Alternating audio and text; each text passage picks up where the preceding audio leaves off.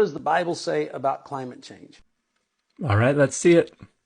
First and foremost, the Bible speaks in the book of Romans about a generation that was going to spend more time worshiping the created things than the Creator. And I think that that generation is on the earth today. No, Romans 1:18 through 32 pretty clearly is speaking about the Greco-Roman world in Paul's day.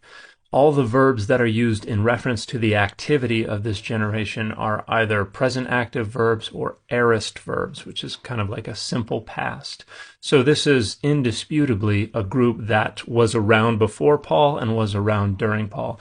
There is no argument to make that this is some kind of prophecy or prediction about a future generation. The only reason anyone would get that out of the text is if they need to read it into the text because they need to use the text to target somebody. When you start to support the rescue of endangered animals and abort fetuses, you have inverted the perspective of value.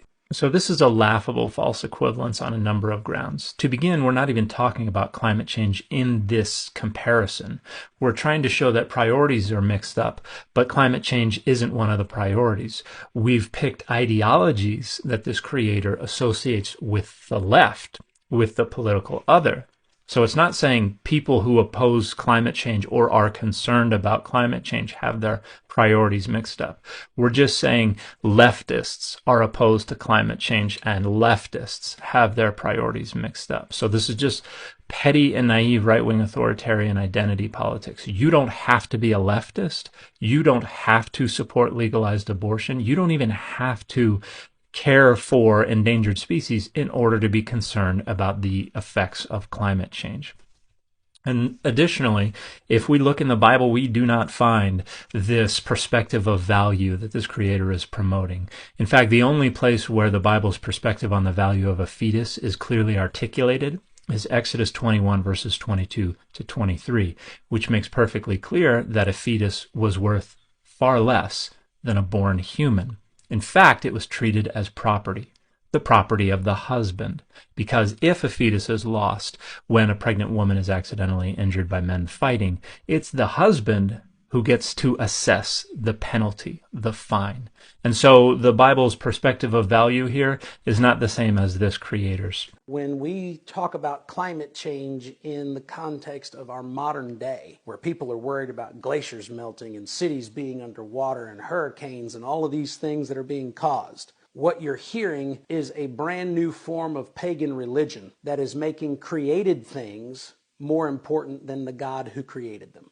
So here we see what this argument all boils down to, and that is the notion that concern for climate change constitutes idolatry. And not because there's a plausible case to make that concern for climate change actually constitutes idolatry. There's not, and this creator has not remotely approximated one, but because if you want there to be a biblical case against concern for climate change, which this creator does, you have no choice but to insist it is idolatry, because that's the only way you can say the Bible is against it. But this creator's case just falls apart. Everything is a fallacy. Romans 1 is not a prophecy about a future generation. It's a discussion of first century CE Greco-Roman society. The comparison of concern for endangered species and concern for human fetuses is not about climate change. It's just a weak rhetorical jab at the left. It also does not show that the created is being put ahead of the creator, because human fetuses are not the creator. Now, you may argue, well, we're created in the image of God. Great. So what about the catastrophic loss of human life that would result from cities all around the world being submerged in the ocean? What about the fact that a fetus is more likely to die in Utah because of the air pollution? What about the extra 2,500 to 8,000 premature deaths that are estimated to result from air pollution in Utah? We're not concerned with endangered species as much as we are concerned with human life. And this creator has to ignore that in order to say, look, they're putting animals ahead of humans.